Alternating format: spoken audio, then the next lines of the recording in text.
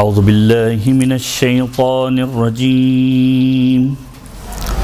بسم اللہ الرحمن الرحیم الحمد للہ رب العالمین الحمد للہ کما ہوا اہلہ الحمد للہ من اول الدنیا الى فنائها ومن الآخرة الى بقائها الصلاة والسلام على اشرف الانبیاء والمرسلین سیدنا و نبینا ابی القاسم محمد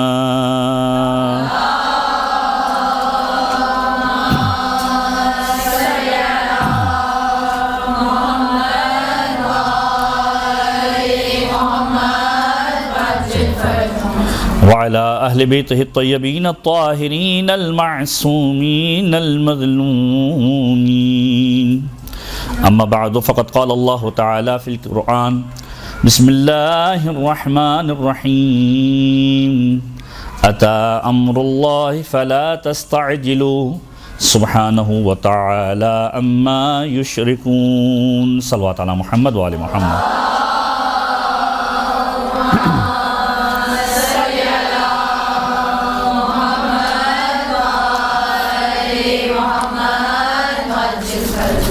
قرآن محترم، آج جس موضوع کو رکھا گیا ہے قرآن کریم کے عنوان سے، اور گزشتہ بھی جو ہماری گفتگو ایک مرتبہ ہوئی تھی قرآن کریم کے اعتبار سے، اسی سے جوڑتے ہوئے ایک خاص سورہ کو آج فوکس کرنے کی کوشش کریں گے، جس کے اندر پروردگار عالم نے مختلف مفاہیم اور موضوعات کو ڈسکس کیا ہے، اور بہت انٹرسٹنگ یہ سورہ ہے فوائد کے اعتبار سے بھی، اور معصومین کی روایت کے اعتبار سے بے شمار چیزیں اس سورہ کے بارے میں تعلیم دی گئی ہیں۔ خود قرآن اپنے آپ کو ہم سب کو قرآن کریم سے جوڑے رکھنا ہے، اور گزشتہ بھی یہ گفتگو جب قرآن کریم کی ہوئی تھی تو ہم نے اس میں قرآن کے بارے میں مختلف روایت کا تذکرہ کیا تھا۔ ابتدا قرآن کے اعتبار سے ہی امیر کائنات کے چند جملوں سے کریں گے، اور اس کے بعد پھر انشاءاللہ سورہ مبارکہ نحل قرآن مجید کا 16 سورہ ہے، 16واں سورہ ہے، اس کے اوپر ہم انشاءاللہ ڈسکس کریں گے، اور اس کے مختلف موضوعات کو ڈسکس کرنے کی کوشش کریں گے کہ آیتوں کے ذیل کے اندر ہی کچھ باتیں جو ہماری روٹین لائف کے ساتھ بھی اور خود ہمارے عقائد کے ساتھ بھی مربوط ہے، ان کو ہم آپ کے ساتھ ڈسکس کر سکیں۔ امیر کائنات کا خطبہ ہے، خطبہ نمبر 176، جس کے اندر امیر کائنات نے قرآن کے فضائل اور بدعتوں کی ممانعت کے بارے میں تذکرہ کیا ہے۔ اس میں قرآن کریم کے بارے میں کچھ جملے امیر کائنات نے بیان فرمائے ہیں۔ ان جملوں کا سہارا لیتے ہوئے اپنی گفتگو کا آغاز کریں گے کہ امیر کائنات سے انداز سے ارشاد فرماتے ہیں کہ انتفعوا ببیان اللہ، پروردگار عالم کے بیان یعنی قرآن کریم کے ذریعے سے فائدہ اٹھاؤ۔ قرآن خدا کا بیان ہے، خدا کا کلام ہے، اس سے فائدہ اٹھاؤ اور اس کے مواعظ سے نصیحت حاصل کرو، اس کی نصیحت کو قبول کرو، اور اس نے واضح بیانات کے ذریعے تمہاری ہر معذرت کو ختم کر دیا ہے۔ یعنی بہت امپورٹنٹ بات ہے، لاسٹ ٹائم بھی ہم نے تذکرہ کیا تھا کہ قرآن کریم کے اندر جتنی بھی چیزیں ہیں اس میں یا تو پروردگار عالم پیغام دے رہا ہے، یا گزشتہ قصوں کا تذکرہ کر رہا ہے، یا عذاب کا تذکرہ کر رہا ہے۔ بہت ساری ایسی چیزیں ہیں جو لوگوں کے لیے عبرت ہے۔ اب امیر کائنات کے جملے کی لطافت کو اگر ہم محسوس کر سکیں کہ اس نے قرآن نے ہر چیز کو اتنا واضح بیان کر دیا ہے کہ اب انسان کے پاس کوئی عذر باقی نہیں ہے، کوئی ایکسکیوز باقی نہیں ہے۔ قرآن نے واضح بیانات کے ذریعے سے تمہارے ہر عذر کو ختم کر دیا ہے، تم پر حجت کو تمام کر دیا ہے، تمہارے لیے اپنے محبوب اور ناپسندیدہ تمام اعمال کی وضاحت کر دی ہے۔ کیا خدا کو پسند ہے، کیا خدا کو پسند نہیں ہے، کون سا عمل اچھا ہے، کون سا عمل برا ہے، پروردگار کس کو پسند کرتا ہے، پروردگار کی بارگاہ میں کون سا قبیح ترین فعل ہے، ساری کی ساری چیزوں کی قرآن کے اندر وضاحت کر دی گئی۔ بے شمار مثالیں آپ لے سکتے ہیں، عقائد کے اعتبار سے شرک کی مثال لے لیں، اعمال کے اعتبار سے ریا، اور دیگر بے شمار مثالیں آپ کے ذہنوں کے اندر اس عنوان سے آ سکتی ہیں۔ پھر فرمایا کہ پروردگار عالم نے وضاحت کیوں کر دی؟ تاکہ تم ایک قسم کا اتباع کرو اور دوسری سے اجتناب کرو، یعنی جو خدا کو پسند ہے اس کو اپنی زندگی کے اندر لے کر آؤ، اور جو خدا کو پسند نہیں ہے اس سے اجتناب کرو۔ اور پھر فرمایا کہ دیکھو رسول اکرم یہ فرما کر گئے کہ جنت ناگواریوں میں گھیر دی گئی ہے، جہنم کو خواہشات کے گھیرے میں ڈال دیا گیا ہے۔ بہت ہی خوبصورت جملہ ہے کہ جنت جو ہے وہ آسانی سے ملنے والی نہیں ہے۔ ایسا نہیں ہے کہ انسان یہ سوچے کہ جنت بہت آسانی سے مل جائے گی، ایفرٹ کرنی پڑے گی، حلال و حرام کا خیال رکھنا پڑے گا، حلال کو انجام دینا پڑے گا، حرام سے بچنا پڑے گا۔ بعض اوقات انسان کسی عمل کو اچھا نہیں سمجھ رہا لیکن خدا اسے اچھا سمجھ رہا ہے، لہذا اسے اس عمل کو انجام دینا ہے۔ ناگوار گزر رہا ہے صبح اٹھنا، ناگوار گزر رہا ہے رات کو اٹھ کر عبادت کرنا، تو بظاہر ناگواریوں کے اندر گھیر دی گئی ہے جنت۔ جنت چاہتے ہو تو پھر اپنے نفس کو مارنا پڑے گا، ان اعمال کی طرف متوجہ ہونا پڑے گا۔ اور جہنم کو کہاں ڈالا ہے؟ خواہشات کے گھیرے میں ڈال دیا ہے۔ اگر خواہشات کے گھیرے کے اندر الجھے رہو گے تو پھر جہنم کا راستہ تمہارے لیے کھلا ہوا ہے۔ اب اس کے بعد قرآن کریم کے بارے میں مولا اس انداز سے ارشاد فرماتے ہیں کہ یاد رکھو یہ قرآن وہ نصیحت کرنے والا ہے جو دھوکہ نہیں دیتا۔ یعنی دنیا کے اندر کتنے ایسے نصیحت کرنے والے ہیں کہ جن کی نصیحتیں دھوکہ دے دیتی ہیں، یہ قرآن وہ ناصح ہے، نصیحت کرنے والا ہے جو دھوکہ نہیں دیتا، وہ ہادی ہے جو گمراہ نہیں کرتا۔ یعنی کتنے ایسے ہدایت کرنے والے معاشرے کے اندر موجود ہوں گے جو ہدایت کے نام پر ہدایت کی ذمہ داری کہتے ہوئے کہ ہم ہدایت کر رہے ہیں، لوگوں کی اصلاح کر رہے ہیں، روشن خیالی کے نام پر، مختلف چیزوں کے نام پر لوگوں کے درمیان موجود ہوں گے کہ ہم لوگوں کو سمجھا رہے ہیں، ان کو مشورہ دے رہے ہیں، ان کی اصلاح کر رہے ہیں، لیکن در حقیقت گمراہی کے اندر لے کر جا رہے ہوں گے۔ لیکن قرآن وہ ہادی ہے کہ جو گمراہ نہیں کرتا، وہ نصیحت کرنے والا ہے جو دھوکہ نہیں دیتا، وہ ہادی ہے جو گمراہ نہیں کرتا، وہ بیان کرنے والا ہے جو غلط بیانی سے کام لینے والا نہیں ہے۔ انسان جب اپنی کسی بھی خواہش کو دوسرے کے سامنے بیان کرتا ہے، اس کے پیچھے کوئی نہ کوئی مقصد ہوتا ہے۔ انسان جب کوئی بات کسی کو سمجھانا چاہتا ہے، اس کے پیچھے ایگزیجریشن بھی بعض اوقات ہوتی ہے۔ بعض اوقات خود خطابت کے اندر لوگ جب کسی چیز کو پیش کرنا چاہتے ہیں تو اس کے پیچھے بہت ساری مفروضے اور کہانیاں بھی ہوتی ہیں، اور بعض اوقات وہ کہانی ایسی ہوتی ہے کہ جن کا سر و پا نہیں ہوتا، جن کا اصلاً کوئی وجود نہیں ہوتا۔ لیکن قرآن وہ ہے جو کبھی غلط بیانی سے کام لینے والا نہیں ہے، جو ہوا ہے وہی بیان کرتا ہے، اور جو ہونے والا ہے اس کے بارے میں بھی متوجہ کرتا ہے۔ تو قرآن وہ بیان کرنے والا ہے جو غلط بیانی سے کام نہیں لیتا۔ کوئی شخص، اب یہ بہت ہی خوبصورت جملہ میرے کائنات کا ہے کہ انسان کیوں کر قرآن کے قریب آئے۔ بعض اوقات انسان جو ہے وہ متوجہ نہیں ہوتا قرآن کریم کی طرف، اور سوچتا ہے کہ میں پڑھوں گا تو کیا فائدہ ہوگا۔ بے شمار فائدے ہیں، یعنی یہ چیزیں تو بہرحال آپ لوگ سنتے رہتے ہیں، آپ کے مطالعے کے اندر بھی ہیں کہ قرآن کریم کہ جب ایک مرتبہ درود پڑھ دیجیے محمد والے محمد پر۔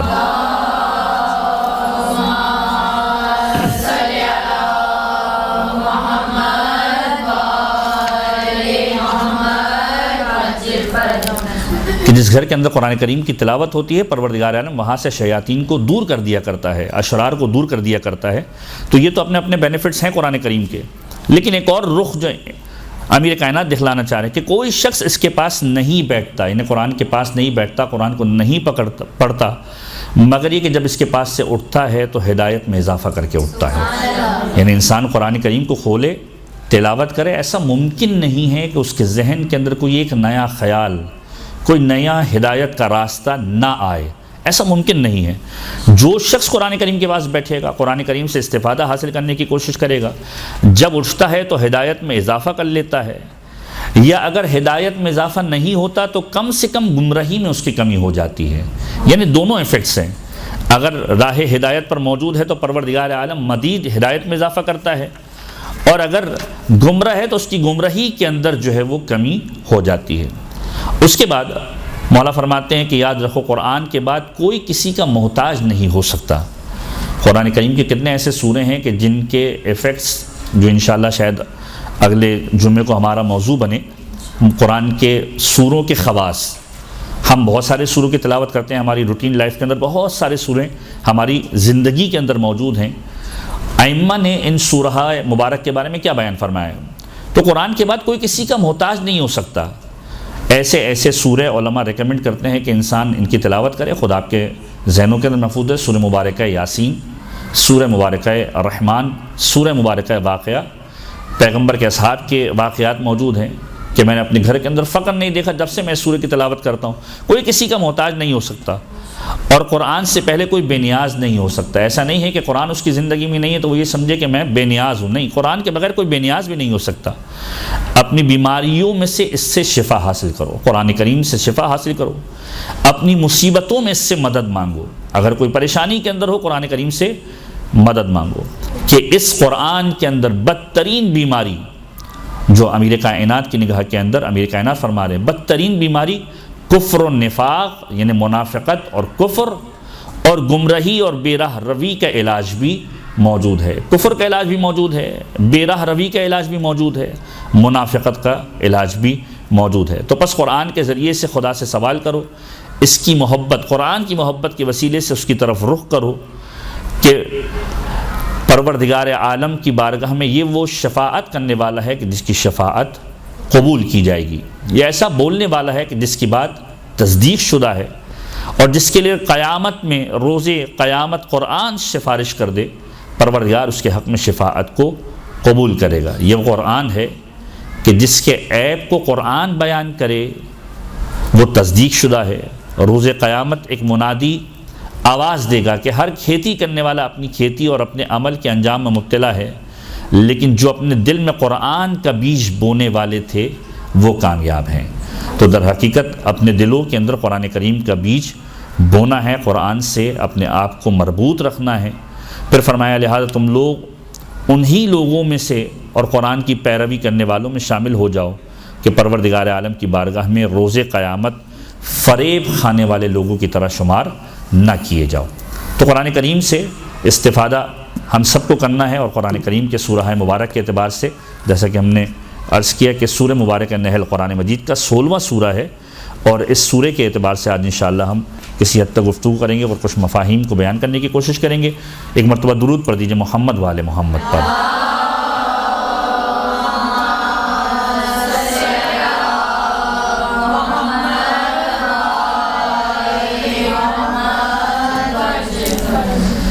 اب اس سورے کے بارے میں امام کی روایت کا ایک جملہ صادق آل محمد امام جعفر صادق علیہ السلام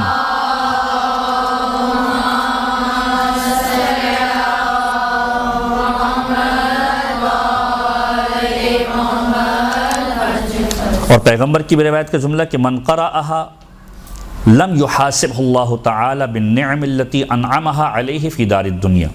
کہ جو شخص اس سورے کی تلاوت کرے گا پروردگار عالم اس دنیا کے اندر جو سے نعمتیں عطا کی گئی ہیں، بخشی کی گئی ہیں،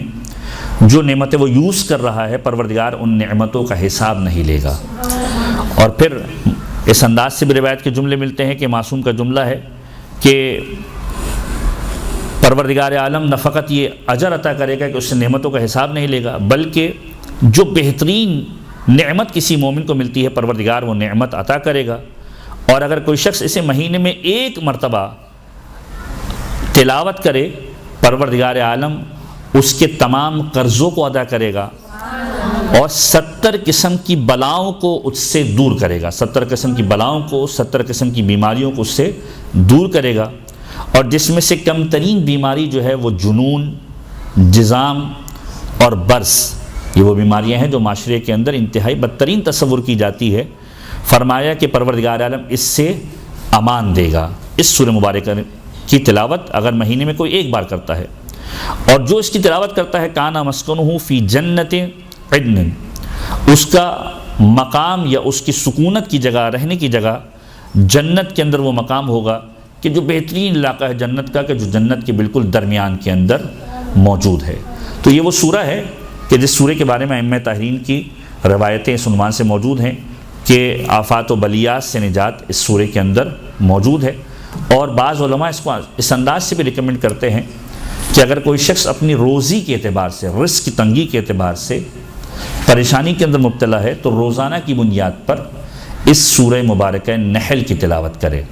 اور پھر اس کے اثرات کو اپنی زندگی کے اندر ملاحظہ کرے۔ بے شمار مشاہدات لوگوں کے تجربات کے اندر ہیں کہ جو افراد اس سورہ مبارک کو اپنی زندگی کا روزانہ کی بنیاد پر حصہ بناتے ہیں۔ طویل سورہ ہے، کم و بیش 128 کے قریب اس کے اندر آیتیں موجود ہیں، 20 سے 25 سے 30 منٹ تلاوت کے اندر لگتے ہیں۔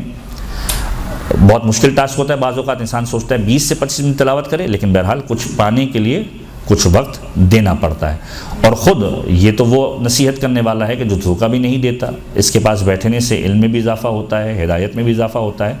تو اگر کسی کے ذہن میں یہ شبہ آئے کہ اتنی بڑی تلاوت، تو اس کے بعد یہ بھی دیکھے کہ پروردگار عالم اس کے بدلے میں عطا کیا کرنے والا ہے۔ سورہ مبارکہ النحل ابتدا ہم کرتے ہیں، اور ابتدائی آیات کے ذریعے سے جو پیغام ہم لے سکتے ہیں اس کو ہم ڈسکس کریں۔ بسم اللہ الرحمن الرحیم۔ اتی امر اللہ فلا تستعجلوہ سبحانہ وتعالی عما یشرکون ينزل الملائکۃ بالروح من امرہ علی من یشاء من عبادہ ان انذروا انہ لا الہ الا انا فاتقون۔ پروردگار عالم کا حکم آ چکا، حکم خدا پہنچ گیا، اس کے لیے جلدی نہ کرو۔ خدا اس سے منزہ و برتر ہے کہ اس کے لیے کسی کو شریک قرار دیا جائے، شریک نہ ٹھہرانا خدا کا حکم آ چکا۔ یہ جو قرآن اس کی پہلی آیت ہے، اتی امر اللہ فلا تستعجلوا، کہ امر پروردگار آ گیا، عجلت سے کام نہ لو۔ امر پروردگار کیا ہے؟ دوسری آیت میں کہا کہ ینزل الملائکۃ بالروح، پروردگار عالم نے نازل کیا ہے ملائکہ کو روح کے ساتھ، من امر، اپنے امر کے ساتھ، علی من یشاء من عبادہ، جس پر چاہے اپنے بندوں میں سے پروردگار عالم نازل کرتا ہے ملائکہ کو روح اور امر کے ساتھ، کہ وہ یہ پیغام دیں کہ لوگوں کو ڈراؤ اور یہ بتاؤ کہ خدا کے علاوہ کوئی معبود نہیں ہے، اور خدا کے حکم کی مخالفت سے پرہیز کرو، یعنی باتقویٰ بن جاؤ۔ امر پروردگار، تفاسیر کے اندر اس کے بارے میں 4 جملے یا 4 تعبیرات استعمال کی گئی ہیں کہ امر پروردگار سے کیا مراد ہے، خصوصاً اس سورہ کے اعتبار سے۔ ورنہ اگر قرآن کریم کے اندر امر اور روح ان 2 ورڈنگز کو نکالنے کی کوشش کریں گے تو بے شمار آپ کو تعبیرات ملیں گی، اور بعض اوقات ایسا لگے گا کہ امر بھی وہی ہے، روح بھی وہی ہے۔ جیسے قرآن کریم کے اندر غالباً سورہ مبارکہ روم کے اندر یا کسی اور مقام پر پروردگار عالم اس انداز سے ارشاد فرماتا ہے کہ یسألونک عن الروح قل الروح من امر ربی، کہ اے حبیب تم سے سوال کیا جاتا ہے روح کے بارے میں، کہہ دو کہ روح جو ہے وہ امر پروردگار ہے۔ تو انہیں بعض اوقات روح اور امر کو بالکل ساتھ ساتھ اس عنوان سے استعمال کیا کہ ایک ہی معنی ہے، اور بعض اوقات امر پروردگار اور روح کو الگ الگ طریقے سے استعمال کیا۔ تو قرآن کہہ رہا ہے کہ اتی امر اللہ فلا تستعجلوا، امر پروردگار، حکم پروردگار آ گیا، فلا تستعجلوا۔ یہ امر پروردگار کیا ہے؟ تفاسیر کے اندر کم و بیش 4 قسم کے احتمالات اس امر کے اعتبار سے بیان کی جاتے ہیں۔ پہلی چیز، حکم خدا آ گیا، مطلب کیا کہ پروردگار عالم جن احکامات کو بنی نوع انسانیت تک پہنچانا چاہتا تھا وہ پروردگار عالم نے بیان کر دی۔ توحید پرستی کرو، خدا کو مانو، شرک نہ کرو، کیا چیز خدا کو پسندیدہ ہے، کیا چیز خدا کو پسندیدہ نہیں ہے، کیا اچھائی ہے، کیا برائی ہے، یہ سارے کے سارے احکامات جو ہے وہ خداوند متعال کی طرف سے آ گئے۔ خدا کا شریک نہ بنانا، پہلا احتمال یہ ہے کہ وہ حکم جو پروردگار عالم پہنچانا چاہتا ہے، احکام کے اعتبار سے، عقائد کے اعتبار سے، جس بھی اعتبار سے انسان اپنے آپ کو ترقی کی جانب لے کر جا سکے، اور جو احکامات اس کی زندگی کے لیے ضرورت ہے، پروردگار عالم نے ان تمام احکامات کو اس تک پہنچا دیا۔ دوسرا احتمال کہ عذاب خدا کے بارے میں پروردگار عالم تذکرہ کر رہا ہے، کیونکہ اس کے اگلا جملہ ہے کہ پروردگار اس سے پاک و منزہ ہے، اس کا شریک نہ بناؤ، خدا سے ڈرو۔ تو ایک ایسی قوم کو مخاطب کیا جا رہا ہے کہ دیکھو پروردگار عالم کا عذاب تم پر آ جائے گا، عجلت سے کام نہ لو۔ پروردگار عالم نے جو وقت مقرر لکھا ہوا ہے اس کے عذاب کے لیے وہ آئے گا۔ یہ گزشتہ قوموں کا طریقہ کار ہوتا تھا کہ انبیاء ما سبق کو آ کر تنگ کیا کرتے تھے۔ مشہور و معروف اگر مثال دی جائے حضرت نوح کی زندگی،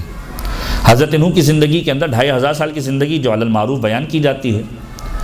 اور کئی 100 سال کی محنت، 950 سال کی تبلیغ جو بیان کی جاتی ہے، 80 جوڑے جنوں میں سے، انسانوں میں سے، پرندوں میں سے، جانوروں میں سے ایمان لے کر آئے۔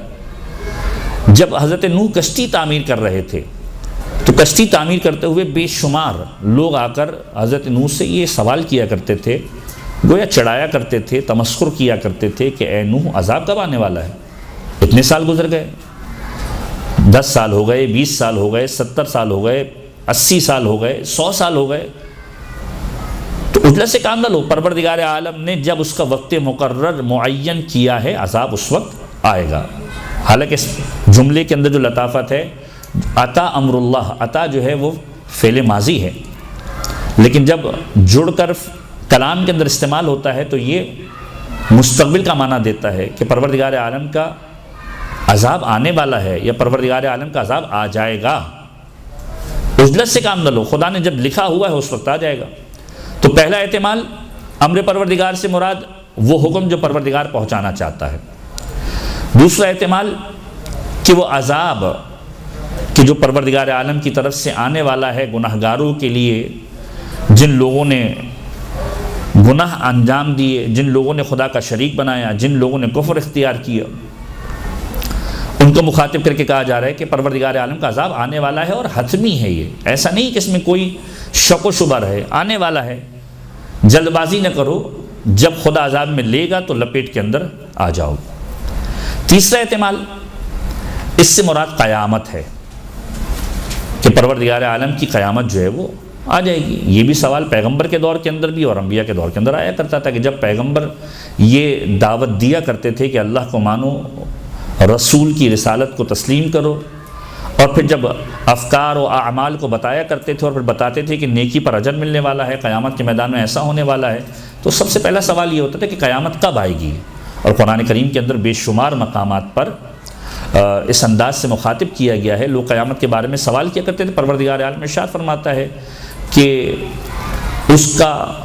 علم فقط پروردگار عالم کو ہے، وہ ساعت آ جائے گی۔ قیامت کے اعتبار سے مختلف سورے بھی موجود ہیں، قرآن کریم کے اندر سورہ مبارکہ قیامت موجود ہے، اور اس انداز سے بے شمار مفاہیم قیامت کے اعتبار سے ہے۔ تو تیسرا احتمال کہ قیامت کے بارے میں پروردگار عالم بتلا رہا ہے کہ قیامت اپنے مقررہ وقت پر آئے گی،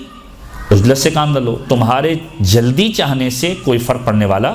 نہیں ہے، خدا کا شریک نہ بنانا۔ چوتھا احتمال جو علماء بیان فرماتے ہیں، اور خصوصاً ہماری تفاسیر کے اندر علماء اس انداز سے مخاطب کر کے کہتے ہیں عطا امر اللہ فلا تستعجلوا، امر پروردگار، حکم پروردگار۔ ادھر امر پروردگار سے کیا مراد ہے؟ فرماتے ہیں ظہور امام زمانہ مراد ہے۔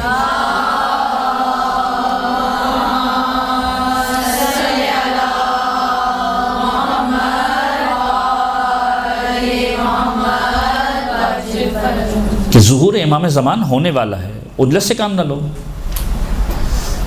امام زمانہ کے اعتبار سے امر اور روح ایک خاص تعلق نظر آتا ہے۔ اب اگر ان آیتوں کے اندر ایک اچھا ہم جس کو کہتے ہیں کہ استعارہ استعمال کرنے کی کوشش کریں کہ امام زمانہ کے بارے میں یہ چوتھا احتمال کہ ظہور امام زمان یہ پروردگار عالم کا حکم ہے، عجلت سے کام نہ لو۔ ہم یہ سمجھتے ہیں کہ ہماری جلد بازی کی وجہ سے امام زمانہ کا ظہور ہو جائے گا، خام خیالی ہے۔ یقینی طور پر ہمارے اعمال کا ایفیکٹ ہے اپنی جگہ پر، گناہ نے ہمارے آنکھوں کے سامنے حجاب ڈال دیے ہیں کہ ہم امام زمانہ کی زیارت نہیں کر سکتے، ان کے کلام کو نہیں سن سکتے، اور یہی شکوہ ہم دعائیں ندبہ کے اندر کرتے ہیں۔ روز جمعہ ہے، امام زمانہ کا دن ہے، اور اچھا ہو گیا کہ امام زمانہ کا تذکرہ اس عنوان سے ہمارے لبوں پر آ گیا کہ ہم کہتے ہیں کہ مولا یہ آنکھیں دنیا کی ہر رنگینی کو دیکھ سکتی ہیں، لیکن نہیں دیکھ سکتی تو آپ کے چہرہ اقدس کو نہیں دیکھ سکتی۔ دنیا کی ہر آواز کو سن سکتی ہے، لیکن اگر نہیں سن سکتی تو آپ کے جواب سلام کو نہیں سن سکتی۔ کس قدر شاق ہے یہ ہم پر کہ دنیا کی ہر نعمت کو محسوس کر سکتے ہیں، فرزند زہرا کا دیدار نہیں کر سکتے۔ تو ظہور امام زمان، اگر کوئی یہ تصور کرتا ہے کہ ہمارے کرنے سے جلدی ہو جائے گا، کسی حد تک صحیح ہے، لیکن بالکل ایسا بھی نہیں ہے کہ فقط ڈیپینڈنٹ ہو ساری چیزیں ہم پر۔ یہ پروردگار عالم کا ایک نظام ہے۔ روایتیں یوں بھی ملتی ہیں کہ انسان انتظار کر کر کے تھک جائے گا، مایوس ہو جائے گا، اور امام زمانہ کے ظہور کا انتظار کرتے کرتے دنیا سے رخصت ہو جائے گا۔ اور پھر اس انداز سے روایت ملتی ہے کہ کوئی اگر یہ سمجھتا ہے کہ اتنے سارے ظلم ہو جائیں گے اور پھر یوں ہوگا، اگرچہ کہ روایت اس انداز سے ملتی ہیں، لیکن اگر کوئی تصور کرتا ہے کہ ایسا ہی ہوگا تو یاد رکھو یہ پروردگار عالم کی مشیت ہے۔ پروردگار چاہے تو ایک لمحے کے اندر امام زمانہ کے ظہور کے لیے سارے کے سارے مراحل کو آسان فرما دے۔ تو یہ ساری کی ساری چیزیں روایتوں کے اندر ملتی ہے۔ تو جو چوتھا احتمال ہے وہ ظہور امام زمان کا ہے۔ اب یہاں پر ایک چیز کی طرف متوجہ کرنا چاہ رہا ہوں، امر پروردگار اور روح۔ انسان مرکب ہے دو چیزوں کا۔ یہاں امام زمانہ کے وجود کے اعتبار سے، امام زمانہ کے استفادے کے اعتبار سے، یہ اکثر و بیشتر آپ نے خطیبوں سے سنا ہوگا، لیکن ایک چیز مفہوماً آپ کے ذہنوں کے اندر آئے تاکہ جب بھی امام زمانہ کے بارے میں غور کریں تو اس انداز سے بھی ایک زاویہ آپ کو نظر آئے۔ امر پروردگار اور روح، انسان مرکب ہے دو چیزوں کا،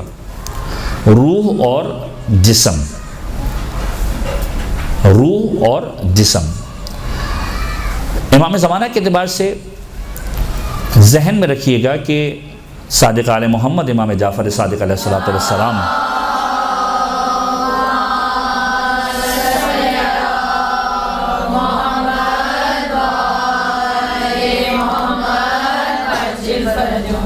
روایت کا جملہ ہے کہ جب کسی نے آ کر سوال کیا، اور مشہور روایت ہے کہ یہ بتائیے کہ آپ کا قائم ہمیں کیسے فائدہ پہنچائے گا،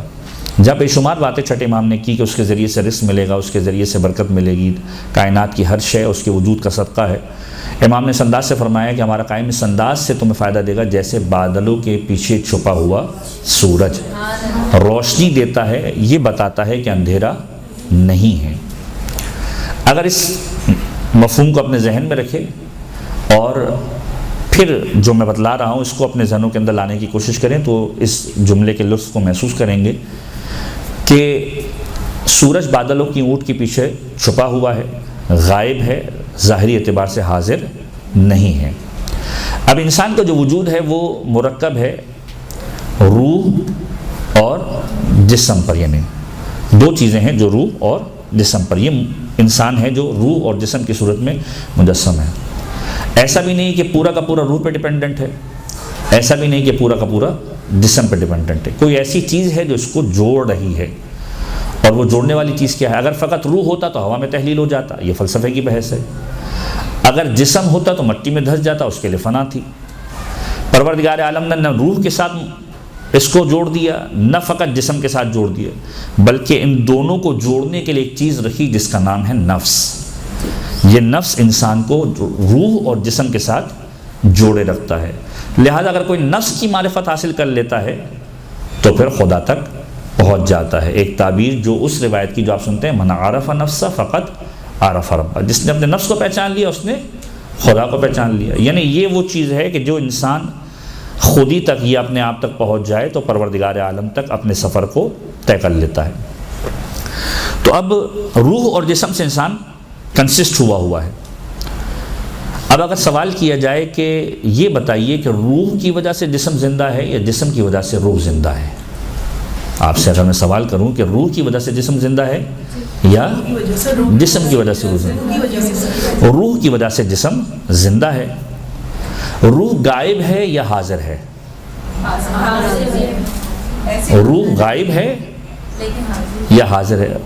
ظاہری اعتبار سے دیکھا جائے روح غائب ہے، جسم حاضر ہے۔ تو پہلی بات، جسم روح کی وجہ سے زندہ ہے، روح غائب ہے، جسم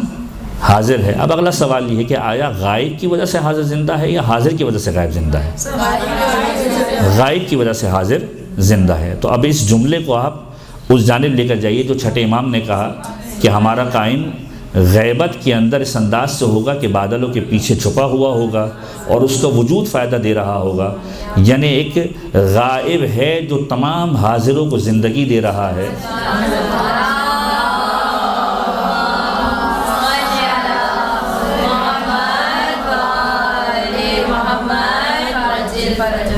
تو یہ امر پروردگار ظہور امام زمان یا امام زمان کی ذات، اس عنوان سے بھی تعبیر پیش کی جا سکتی ہے کہ ایک ایسا غائب ہے کہ جو حاضر کو زندگی دے رہا ہے، اور ہماری زندگی کے اندر امام زمانہ کی امپورٹنس یہی ہے کہ وہ ایک ایسا غائب ہے کہ جو حاضر کو زندگی دے رہا ہے، بلکہ پوری کائنات کے وجود کو زندگی دے رہا ہے کہ خود صادق آل محمد امام جعفر صادق علیہ السلام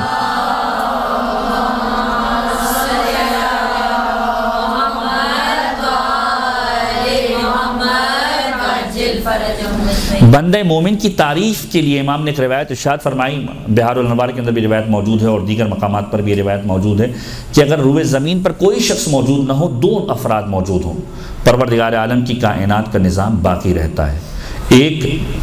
امام وقت کی ذات اور ایک بندہ مومن کی ذات، یعنی دو افراد ایسے ہیں کہ جن کے سبب پروردگار عالم اس پوری کائنات کے نظام کو باقی رکھتا ہے۔ تو خود امام زمان کا وجود ظاہری اعتبار سے غیبت کے اندر ہے، یہ غیبت کے اندر بیٹھا ہوا وجود پوری بنی نوع انسانیت کے لیے باعث برکت ہے، انہیں زندگی دے رہا ہے۔ تو ایک غائب ہے جو حاضر کو زندگی دے رہا ہے۔ اب اگر اور بڑھ جائیں آگے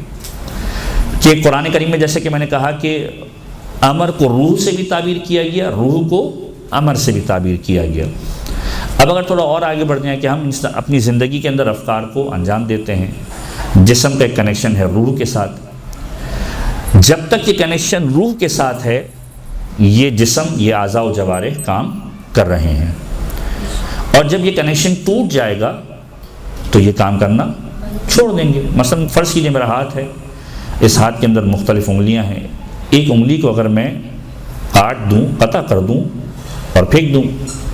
تو آیا اب اس کٹی ہوئی انگلی کے اندر کوئی رمق باقی ہے یا زندگی باقی ہے؟ کوئی زندگی باقی نہیں۔ جب تک یہ روح کے ساتھ جڑی ہوئی تھی ورکنگ کر رہی تھی، جب یہ روح سے کٹ گئی تو اس نے ورکنگ کرنا چھوڑ دیا۔ تو اگر اسی روح کو امر سے تعبیر کیا جائے تو جب تک ہماری زندگی کے اندر امام زمانہ کی ذات سے کنیکشن موجود ہے یہ کردار کام کرتا رہے گا، اور جس دن یہ کردار امام زمانہ سے کٹ گیا تو اس کردار کے اندر کوئی رمق باقی نہیں رہے گی۔ امر اور صاحب امر کا ایک تعلق ہونا چاہیے جو ہماری زندگی کے اندر اس عنوان سے ہو کہ اپنی زندگی کے اندر امام زمانہ کے وجود کو ہم محسوس کر سکیں۔ تو ابتدائی دو آیتوں کے اندر جو ہم نے ڈسکس کیا کہ امر پروردگار 4 احتمالات ہیں۔ پہلا احتمال عذاب خدا یا حکم خدا، دوسرا احتمال عذاب خدا، تیسرا احتمال قیامت، اور چوتھا احتمال ظہور امام زمان یا خود امام زمانہ کی ذات اقدس۔ اب اس کے بعد تیسری آیت کے اندر اگر ہم تھوڑا غور کرنے کی کوشش کریں تو پروردگار عالم نے اپنی خلقت کے بارے میں بیان کرنا شروع کیا ہے،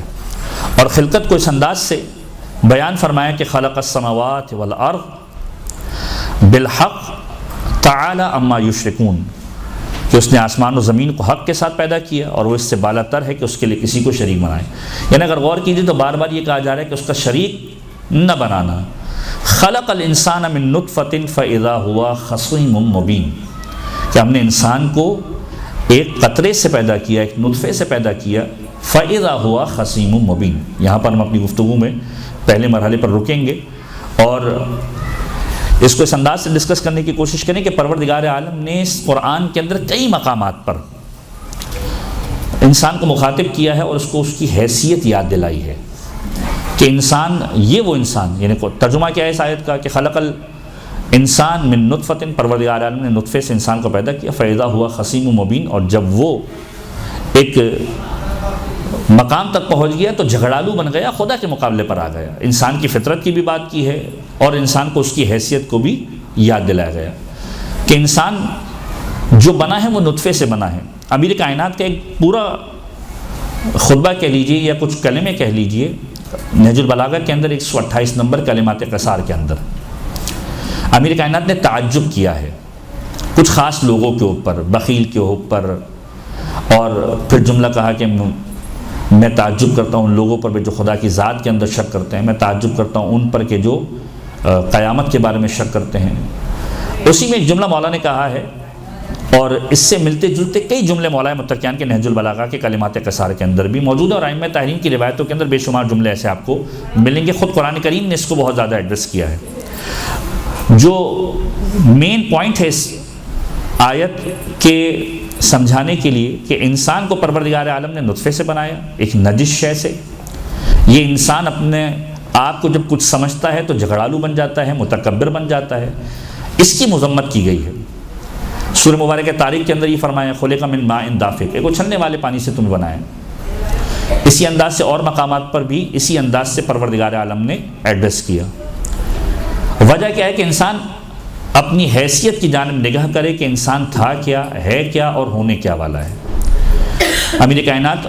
یہ جملہ ارشاد فرماتے ہیں کہ عجبت للمتکبر کان بالامس نطفۃ ویکون غدا جیفۃ، کہ مجھے تعجب ہے اس شخص کے اوپر، اس شخص کے حال پر کہ جو تکبر کرتا ہے، اپنے آپ کو بڑا سمجھنے لگتا ہے۔ کان بالامس نطفۃ، کل کچھ نہیں تھا تو کیا تھا؟ نطفہ تھا۔ وَيَكُونُ غَدًا جِيفَةً، اور اگر کچھ بننے والا ہے تو کیا بننے والا ہے؟ کچھ نہیں بننے والا، مردار بننے والا ہے۔ جس کی ابتدا نجس ہو، جس کی انتہا نجس ہو، اسے تکبر کرنے کا اختیار کس نے دے دیا؟ تو انسان کو بار بار پروردگار عالم نے اپنی حیثیت کی جانب متوجہ کیا ہے قرآن کریم کے اندر، پھر اس کی صفات کے بارے میں بیان کیا ہے کہ یہ عجلت کرتا ہے، جب اسے نعمتیں ملتی ہیں تو یہ کہتا ہے کہ یہ میرے سبب سے ہیں. جب امتحان ہوتا ہے تو کہتا ہے پروردگار عالم نے مجھے آزمائش کے اندر ڈال دیا. در حقیقت اسی سورہ مبارکہ نحل کے اندر آگے موضوعات کے اندر اس انداز سے بھی پروردگار عالم ارشاد فرمائے گا کہ انسان جو بھی اچھائی انجام دے رہا ہے وہ پروردگار عالم کی توفیق کی وجہ سے ہے، اور جو برائی کی جانب جا رہا ہے پروردگار عالم نے ارادے کی توفیق اسے دی ہے، عمل اس کے اوپر چھوڑا ہے. اور جب عمل کے اندر وہ پروردگار عالم کے مقابلے میں سرکش ہو کر آتا ہے تو عمل کا ذمہ دار وہ خود ہے، اس عمل کی ذمہ داری پروردگار عالم کی ذات پر نہیں ہے. جو برائی کرتا ہے وہ خود اپنے ساتھ برائی کرتا ہے. تو انسان کو بار بار یاد دلایا گیا کہ اپنی حیثیت اور اپنی اصل کی جانب غور کرتے رہنا کہ تم پہلے کیا تھے اور جب بن جاؤ گے تو کیا بن جاؤ گے. اسی لیے خود پروردگار عالم نے جو انسان کی گویا خلقت ہے اس کے اندر کچھ ایسی چیزیں رکھی ہیں کہ انسان متوجہ ہو اور اپنی جانب خود نگاہ کرے. نہج البلاغہ غالباً 11 یا 12 نمبر کا کلمات قصار کے اندر جملہ امیر کائنات فرماتے ہیں اعجبوا لہذا الانسان، اس انسان پر تعجب کرو. یتکلم بلحم یسمع بعزم ینظر بشحم ویتنفس بخرم. اس انسان کے حال پر تعجب کرو، یہ بولتا ہے تو گوشت کے لوتھڑے سے بولتا ہے، یہ دیکھتا ہے تو چربی سے دیکھتا ہے، یسمع بعزم سنتا ہے تو ہڈی سے سنتا ہے، اور یتنفس بخرم سوراخوں کے ذریعے سے سانس لیتا ہے. یعنی وہ چیزیں جو انسان اپنی زندگی کے اندر بعض اوقات پسند نہیں کرتا. مثلا گوشت کا ایک چھوٹا سا ٹکڑا، زبان جو ہے وہ گوشت کا ٹکڑا ہے، اس کے سامنے لا کر رکھ دی جائے کہ بھئی یہ کھاؤ، 10 مرتبہ وہ بنائے گا. کوئی آدم خور انسان ہو تو شاید بات الگ ہو، لیکن بہرحال انسان کا مزاج بن گیا ذائقہ دار چیزوں کے اعتبار سے پسند نہیں کرے گا کہ گوشت کا ٹکڑا اس کے سامنے رکھا جائے اور اس کو ہاتھ بھی لگائے. اس کے لیے کراہیت ہو جاتی ہے بعض اوقات کہ گوشت اس انداز سے پڑا ہوا ہے. اسی انداز سے ینظر بشحم چربی کے ٹکڑے سے دیکھتا ہے. یہ آنکھ کیا ہے؟ چربی کا ٹکڑا ہے، چربی کے ٹکڑے سے دیکھ رہا ہے. چربی سامنے لا کے رکھی جائے عیب سمجھتا ہے اپنے آپ کے لیے کہ یہ کیا ہے. یسمع بعزم ہڈی سامنے لا کر رکھ دی جائے غصے ہو جائے گا اور برداشت بھی نہیں کر پائے گا کہ یہ ہڈی میرے کھانے کے لیے نہیں ہے، یہ میرے لیے نہیں ہے. یسمع بعزم اسی ہڈی کے ذریعے سے سنتا ہے کہ اس ہڈی کو پروردگار عالم نے خلقت میں اس انداز سے فٹ کیا ہوا ہے کہ اس کے بغیر سن نہیں سکتا. یتنفس بخرم سوراخوں کے ذریعے سے سانس لیتا ہے. کچھ لمحوں کے لیے اگر یہ بند ہو جائیں تو انسان کا سانس دینا محال ہو جائے، نظام تنفس برباد ہو جائے. لہذا اپنی خلقت کے اوپر جب بھی غور کرے گا تو انسان اس نتیجے پر پہنچے گا کہ مجھے تکبر کرنے کا اختیار نہیں ہے، بلکہ یہ وہ وجود ہے کہ جو وجود آن بآن لمحہ بلمحہ پروردگار عالم کی شکر گزاری کے لیے بنایا گیا ہے کہ پروردگار عالم نے مجھے اس انداز سے خلق کیا کہ میں بار بار اس کا شکر ادا کروں کہ پروردگار تیری خلقت واقعاً بہترین ہے، تو احسن تقویم پر خلق کرنے والا ہے. تو انسان کو اس کی حیثیت کے بارے میں پروردگار عالم نے متوجہ کیا ہے کہ خلق الانسان من نطفۃ، ہم نے ایک نطفے سے انسان کو پیدا کیا، فاذا ہوا خصیم مبین، اور وہ انسان یکایک جھگڑالو بن گیا، خداوند متعال کے مقابلے پر آ گیا. تو یہاں پر ہم پہلے مرحلے پہ اپنی اس گفتگو کو روکیں گے اور انشاءاللہ اس کے بعد پھر مزید آیتوں کو ڈسکس کرنے کی کوشش کریں گے. ان اللہ و ملائکتہ یصلون علی النبی یا ایھا الذین آمنوا صلوا علیہ وسلموا تسلیما. صلوات علی محمد.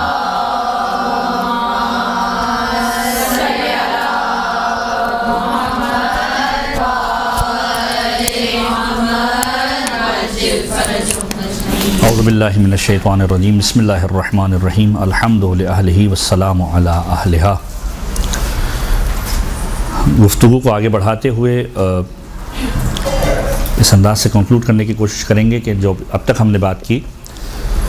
سورہ مبارکہ نحل قرآن کریم کا 16واں سورہ ہے، اور اس کے اندر جو ابتدائی آیتوں کے اندر ہم نے ڈسکس کیا کہ امر پروردگار 4 احتمالات جو بیان کیے گئے، ظہور امام زمان، عذاب، قیامت، حکم پروردگار، اور پھر انسان کی خلقت کا تذکرہ پروردگار عالم نے کیا اور انسان کو یہ بتلایا کہ اس کی اپنی حیثیت کیا ہے، کہ انسان جب بھی یہ سوچے کہ میں کچھ ہوں تو اسے یہ معلوم ہو کہ پہلے کیا تھا اور اس کا نتیجہ کیا ہونے والا ہے. سورہ مبارکہ نحل کے اعتبار سے اس بات کو ذہن میں رکھیے گا کہ نحل کہتے ہیں شہد کی مکھی کو۔ ائمہ طاہرین کی روایتوں کے اندر کچھ روایتیں نحل کے عنوان سے بھی موجود ہیں جو مومن کے اعتبار سے ڈسکس کی گئی ہیں، اور جو روایتوں کا متن ہے اس میں کہا گیا کہ مومن اپنے آپ کو اپنے اطراف سے دشمنوں سے اس طریقے سے سنبھال کر رکھے جیسے کہ شہد کی مکھی اپنے آپ کو رکھتی ہے۔ اب اس کے اندر کیا پیغام ہے یا کیا مطلب پوشیدہ ہے اس کی طرف سے میں تذکرہ کروں اور روایت کے جملے آپ کی سماعتوں کی نظر کروں تاکہ اندازہ ہو کہ امام معصوم نے کس انداز سے اس کو بیان کیا ہے۔ یہ روایت خود بہار الانوار کے اندر موجود ہے اور شیخ الہنی بھی اس کا تذکرہ کیا ہے کہ ابن ابی یافور چھٹے امام صادق آل محمد امام جعفر صادق علیہ الصلوۃ والسلام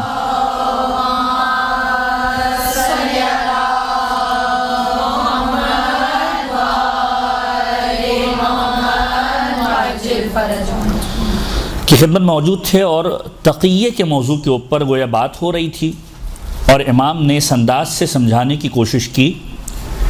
کہ اتقوا علی دینکم واحجبوا بالتقیہ، اپنے دین کی حفاظت کرو اور اسے تقیے کے ذریعے سے لوگوں سے چھپا لو۔ یعنی کئی ایسا مرحلہ آ سکتا ہے زندگی کے اندر، آج بعض اوقات یہ نعرہ لگا دیا جاتا ہے کہ بھئی تقیہ کیسا، نہیں، جب انسان کسی کیفیت میں آ جائے کہ جہاں پر انسان کو اپنے آپ کو بچانا ہو، انسان کے اوپر ایسی کیفیت طاری ہو جائے کہ جہاں پر زندگی اور نفس محترم کی بات ہو، تو پھر ضروری ہے کہ وہاں پر اس انداز سے کام لیا جائے کہ اپنے دین کو، اپنے عقائد کو لوگوں سے چھپایا جائے۔ تو امام نے فرمایا اتقوا علی دینکم، اپنے دین کی حفاظت کرو اور واحجبوہ، اپنے دین کو چھپا لو تقیے کے ذریعے سے۔ پھر یہ جملہ کہا فإنہ لا ایمان لمن لا تقیۃ لہ، کہ اس کا کوئی ایمان نہیں ہے جو تقیے پر ایمان گویا نہیں رکھتے، جو تقیے کے قائل نہیں ہیں۔ پھر فرمایا انما انتم فی الناس کالنحل فی الطیر، تم لوگوں کے درمیان ایسے زندگی گزارو جیسے شہد کی مکھی پرندوں کے درمیان گزارتی ہے۔ یعنی یہ تعبیر نحل کی، شہد کی مکھی کے عنوان سے امام نے جو ہے وہ کس انداز سے تعبیر استعمال کی۔ اب بتانا کیا مقصد تھا کہ شہد کی مکھی کی طرح رہو جیسے وہ پرندوں کے درمیان رہتی ہے، کہ لو ان الطیر یعلم ما فی اجواف النحل، کہ اگر پرندوں کو یہ معلوم ہو جائے کہ اس شہد کی مکھی کے بطن کے اندر کون سی امپورٹنٹ چیز ہے تو وہ اسے زندہ رہنے نہ دے، کھا جائیں۔ پھر فرمایا، یہاں تک یقینی طور پر کلیئر ہوگا کہ اگر پرندوں کو یہ معلوم ہو جائے کہ اس کے پیٹ کے اندر اتنی امپورٹنٹ چیز ہے، حسد، ایک رش کی کیفیت، کہ اس کے پیٹ کے اندر کیوں ہے، اس کو کھا جاتے، کہ جس طریقے سے شہد کی مکھی اتنی امپورٹنٹ چیز، یعنی شہد جیسی امپورٹنٹ چیز کہ جس کو شفاء للناس بھی کہا گیا کہ لوگوں کے لیے شفا کا باعث ہے، وہ چیز اپنے بطن کے اندر رکھ کر پرندوں سے چھپ سکتی ہے اور اس کو چھپا کر رکھتی ہے اور پوری زندگی گزارتی ہے، اسی طریقے سے تم بھی رہو۔ پھر فرمایا کہ کیوں رہو، یعنی کون سی ایسی چیز مومن کے پاس ہے کہ جس کو اس کو چھپانا ہے۔ فرمایا کہ اگر لو ان الناس علموا ما فی اجوافکم انکم تحبون اہل البیت لاکلوکم، کہ تمہارے بدن کے اندر ایک ایسی چیز پوشیدہ ہے کہ اگر لوگوں کو معلوم ہو جائے تو وہ تمہیں اپنی زبانوں کے ذریعے سے کھا جائیں یا تمہیں جینے نہ دیں۔ وہ چیز کیا ہے؟ وہ محبت ہے جو ہم اہل بیت کی محبت ہے۔ جس طریقے سے شہد کی مکھی اپنے بدن کے اندر، اپنے بطن کے اندر شہد کو چھپا کر رکھے ہوئے ہے، تمہارے پاس جو امپورٹنٹ ترین چیز ہے وہ کیا ہے؟ وہ ہماری محبت ہے۔ لہذا اس محبت کو لوگوں سے چھپا کر رکھو۔ ضروری نہیں کہ ہر جگہ پر تم جا کر یہ کہو کہ ہم محب اہل بیت ہیں، بعض اوقات ایمان کو چھپانا بھی پڑتا ہے، لوگوں سے پوشیدہ بھی رکھنا پڑتا ہے۔ اور پھر فرمایا کہ رحم اللہ عبدا منکم کان علی ولایتنا، کہ جب تمہارے پاس ہماری محبت ہے تو یاد رکھو خدا رحم کرتا ہے اس بندے پر تم میں سے کہ جو ہماری ولایت کے اوپر باقی رہتا ہے۔ تو یہ امپورٹنٹ ترین ایک پیغام سورہ مبارکہ نحل کے عنوان سے کہ انسان اپنے دین کے اندر جہاں خدا نخواستہ ایسی کیفیت آ جائے کہ جہاں پر انسان کو ضروری ہو جائے اپنے دین کو چھپانا تو وہاں پر تقیہ کرے اور اپنے ایمان کو، اپنے عقائد کو لوگوں سے چھپائے تاکہ وہ چیزیں ان کے سامنے واضح نہ ہو۔ اور اس کی مثال ایسی ہی ہے جیسے شہد کی مکھی کی مثال کہ جو پرندوں کے درمیان رہتی ہے اور اپنے اس بہترین شہد کے معاملے کو یا بہترین نعمت جو اس کے بدن کے اندر موجود ہے ان سے چھپا کر رکھتی ہے اور سروائیو بھی کرتی ہے۔ اسی طریقے سے تمہارے پاس محبت اہل بیت جیسی دولت موجود ہے، تم محبت اہل بیت کو اپنے پاس ایک اثاثہ سمجھو اور جب ضرورت ہو تو پھر وہاں پر اس عقیدے کو سب سے چھپا کر رکھو۔ اب قرآن کریم کی جو اس میں سورہ مبارکہ نحل کی اگلی آیتیں ہیں، اس میں پروردگار عالم جو ہے وہ نعمات کا تذکرہ کر رہا ہے۔ اس بات کو ذہن میں رکھیے گا کہ سورہ مبارکہ نحل کے اندر پروردگار عالم نے کم و بیش 30 سے 40 ایسے موضوعات کو ڈسکس کیا ہے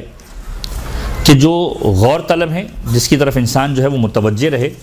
کہ پروردگار عالم نے کون کون سی نعمتوں کو تذکرہ کیا ہے۔ اس سورہ کا ایک اور نام سورۃ النعم بھی تذکرہ کیا گیا ہے اور علماء اس کو سورہ نعم کے اعتبار یعنی نعمتوں والا سورہ، کہ جس کے اندر پروردگار عالم نے خلقت کے آغاز سے لے کر انسان کی زندگی کے سارے مراحل کو ڈسکس کیا ہے۔ آسمان کی خلقت، زمین کی خلقت، جانوروں کی خلقت،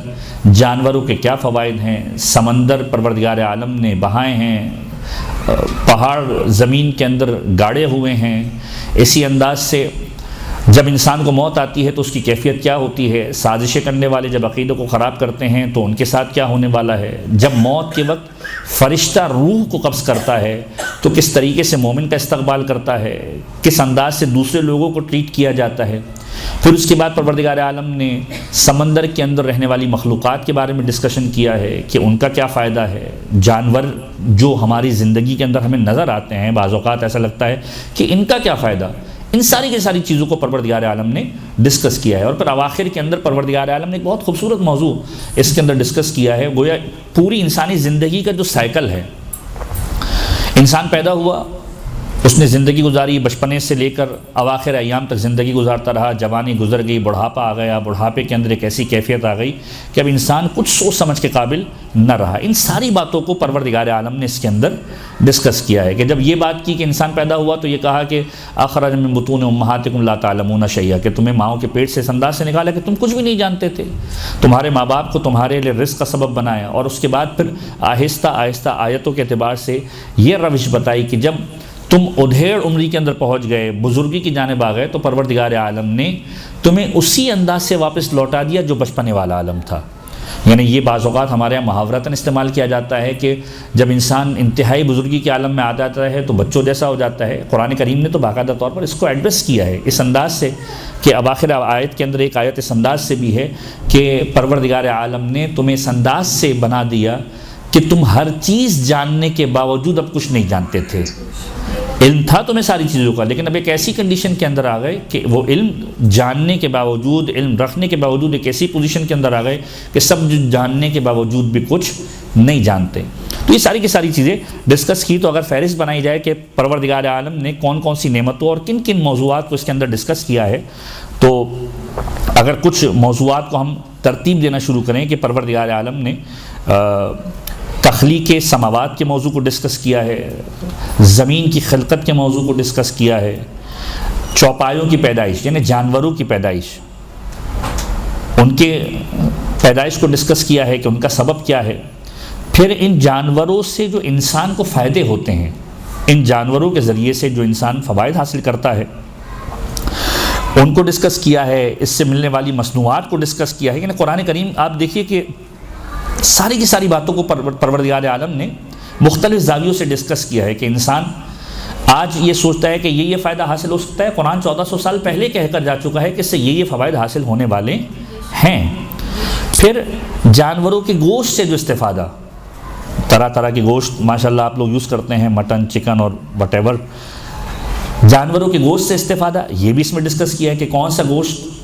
کھائیں گے کیا کیا فائدے حاصل ہو سکتے ہیں، حتیٰ کہ سمندری مچھلیوں کے گوشت کے اعتبار سے بھی ڈسکس کیا ہے، اور اس حد تک ڈسکس کیا ہے کہ لحمن طری یا تازہ ترین گوشت کھایا کرو۔ پھر ان جانوروں کے ذریعے سے جو ان کا حسن و جمال ہے، بہت سارے لوگوں کا پیشن ہوتا ہے کہ جانوروں میں بھی خوبصورت ترین جانور پالتے ہیں، ان کو رکھتے ہیں، ان چیزوں کو ڈسکس کیا ہے۔ ان جانوروں کے ذریعے سے ٹرانسپورٹیشن جو ہم یوز کرتے ہیں، آج بھی کچھ علاقے ایسے ہیں حتیٰ پوری دنیا کے اندر کہ جہاں پر گاڑیوں کی رسائی ممکن نہیں ہے، ٹیکنالوجی اتنی ترقی کے باوجود اس مرحلے پر نہیں پہنچ سکی کہ وہاں پر گاڑیاں جو ہے وہ جا سکیں۔ مثلا بہت ہی سمپل سی مثال دوں، سیریا کے اندر ایک علاقہ ایسا تھا جہاں ہم گئے تھے، اصحاب کہف کی ایک جگہ بنی ہوئی تھی، حالانکہ وہ اردن کے بارے میں بھی ایک گمان ہے، اور وہ جگہ ایسی تھی کہ جہاں پر گاڑی جا ہی نہیں سکتی تھی۔ تو طریقہ کار یہ تھا کہ اب جو ہے وہ خچر پہ لوگ سوار ہوں گے اور اس کے اوپر جائیں گے، یا کسی جانور پر سوار ہوں گے وہاں پر جائیں گے۔ تو ٹرانسپورٹیشن کا بھی ایک میڈیم قدیم زمانے کے اندر بھی تھا، اور آج بھی صحرا کے اندر جہاں گاڑیاں نہیں چل پاتی وہاں جانوروں کے ذریعے سے انسان ٹریول کرتا ہے۔ تو اس چیز کو بھی پروردگار عالم نے ڈسکس کیا ہے۔ پھر یہ بھی بتایا کہ ہم نے تمہاری ہدایت کے لیے راستے بنائے ہوئے ہیں، تمہیں راستے دکھا دیے، اب تم خود ڈیسائیڈ کرو گے کہ تمہیں اچھائی کی طرف جانا ہے یا برائی کی طرف جانا ہے۔ پھر اس کے بعد آسمان سے بارشوں کا نزول، اس کے ذریعے سے پانی پینے کی دستیابی، یہ سارے کے سارے موضوعات پروردگار عالم نے ڈسکس کیے ہیں۔ پھر جو زراعت ہیں ان میں خصوصی طور پر 3 پھلوں کا تذکرہ قرآن کریم نے اس سورے کے اندر کیا ہے۔ زیتون کا تذکرہ ہے، کھجور کا تذکرہ ہے، انگور کا تذکرہ ہے، اسی طریقے سے دیگر پھلوں کے بارے میں بھی قرآن کریم میں اس میں ڈسکس کیا ہے۔ رات اور دن کا انسان کے لیے مسخر ہونا، سورج اور چاند، ستاروں کی تسخیر، یہ ساری کی ساری چیزیں پروردگار عالم نے اس میں ڈسکس کی ہیں۔ پھر سمندر کے اندر مچھلیوں کا رہنا، مچھلیوں کی اقسام، ان کے کھانے کے اعتبار سے، ان کے گوشت کے اعتبار سے، سمندر کے اندر کشتیوں کا چلنا، دریاؤں اور نہروں کو پیدا کرنا، ان کے ذریعے سے راستوں کو طے کرنا، کسی ایک مقام سے دوسرے مقام تک جانا، یہ ساری کی ساری چیزیں پروردگار عالم نے اس سورے کے اندر ڈسکس کی ہیں۔ یہاں تک کہ اس مرحلے پر اس انداز سے بھی ڈسکس کیا کہ پروردگار عالم نے تمہارے لیے جانوروں کے پاس دودھ جیسی نعمت کو رکھا ہے، اس دودھ کے ذریعے سے اپنی زندگی کے اندر تم فائدہ حاصل کرتے ہو، اور شہد کے بارے میں ڈسکس کیا کہ جو شفا بخش ہے۔ پھر اسی شہد کی مکھی کے اعتبار سے پورا ایک موضوع اس عنوان سے ڈسکس ہوا کہ پروردگار عالم نے شہد کی مکھی کو حکم دیا کہ تم درختوں کے اندر اپنے گھر بناؤ اور وہاں پر جا کر رہو۔ اس میں توحید پروردگار یا وجود پروردگار عالم کا ایک پورا، جس کو کہتے ہیں کانسیپٹ، پروردگار عالم نے دیا کہ یہ شہد کی مکھی مختلف پھلوں سے ایکسٹریکٹ کرتی ہے، مختلف پھلوں کو جا کر اس سے رس لیتی ہے اور ان رسوں کو اپنی زندگی کے اندر داخل کرتی ہے، اپنے بدن کے اندر داخل کرتی ہے، یہاں تک کہ یہی شہد کی مکھی ہے کہ جس سے طرح طرح کے شہد نکلتے ہیں۔ شہد کے کلر مختلف ہیں، ان کے ذائقے مختلف ہیں، ان کی مٹھاس مختلف ہے۔ تو پیغام یہ دیا گیا کہ وہ کون ہے کہ جو شہد کی مکھی کے پیٹ کے اندر بڑھنے والے یا نشو و نما پانے والے شہد کے اندر مٹھاس کو داخل کر رہا ہے۔ کوئی ہے کہ جو اس کے وجود کے اندر اس کے کلر کو بھی تبدیل کر رہا ہے، وہ مصور الارحام ہے۔ کوئی ہے جو اس کے پیٹ کے اندر اس بڑھنے والے مادے کے اندر مٹھاس کو داخل کر رہا ہے اور اس کے اندر شفا کو رکھ رہا ہے۔ وجود خدا کی ایک دلیل پوری اس کے اندر موجود ہے۔ اور پھر انسان کی زندگی کے اعتبار سے انسان کی خلقت، انسان کی ازدواج، اولاد جیسی نعمت، پاک و پاکیزہ رزق، آنکھوں کی نعمت، یہ ساری کی ساری چیزیں پروردگار عالم نے اس کے اندر ڈسکس کی ہے۔ تو یہ موضوعات ہیں، کم و بیش جو تفاصیل لکھنے والوں نے ان موضوعات کو یکجا کرنے کی کوشش کی، تو 30 سے 35 ایسے موضوعات ہیں کہ جس کو پروردگار عالم نے ایڈریس کیا ہے اس سورے کے اندر۔ اگر اب ہم دوبارہ اسی مقام پر آئیں جہاں ہماری بات رکی تھی کہ پروردگار عالم نے سے انسان کو پیدا کیا اور یہ انسان جھگڑالو بن گیا، اب اس کے بعد پروردگار عالم اس انداز سے مخاطب ہو کر کہتا ہے کہ یہ انسان جو اپنی زندگی گزار رہا ہے، اس انسان کو پروردگار عالم نے کیا کیا نعمتیں دی ہیں۔ جو پہلی بات شروع ہوئی کہ انسان جو ہے وہ متوجہ ہو جانوروں کی طرف متوجہ ہو۔ 5ویں آیت وَالْأَنْعَامَ خَلَقَهَا لَكُمْ فِيهَا دِفْءٌ وَمَنَافِعُ وَمِنْهَا تَأْكُلُونَ۔ تو اس پروردگار عالم نے چوپایوں کو پیدا کیا، یعنی جانور جو زمین پر چلتے ہیں ان کو پیدا کیا، جبکہ ان سے تمہیں لباس اور دیگر منافع حاصل ہوتے ہیں اور تم ان کے گوشت میں سے کھاتے ہو۔ یعنی جانوروں کے بارے میں یہ بتلا دیا کہ دیکھو جانور جو تم دیکھتے ہو جو حلال گوشت جانور ہیں، اور جو اس کے علاوہ بھی جانور ہیں اگر صحیح طریقے سے ذبح کیا جائے، جن کو ذبح کرنا شریعت کی روح سے ہو اور جو شریعت کی ٹرمینالوجی کے اندر انسان کے لیے حلال تصور کیے جائیں، جن کا یوز اور جن کا کھانا پینا دونوں اعتبارات سے کہ پروردگار عالم نے ان جانوروں کو پیدا کیا، ان سے تم کیا فائدہ حاصل کر سکتے ہو؟ تم ان سے لباس حاصل کرتے ہو، یعنی لباس کے اندر بھیڑ ہے، بکری ہے یا اسی طرح کے دیگر جانور، ان کی جو کھال ہے اس کے ذریعے سے تم لباس حاصل کرتے ہو۔ وہ لباس ایسا ہے کہ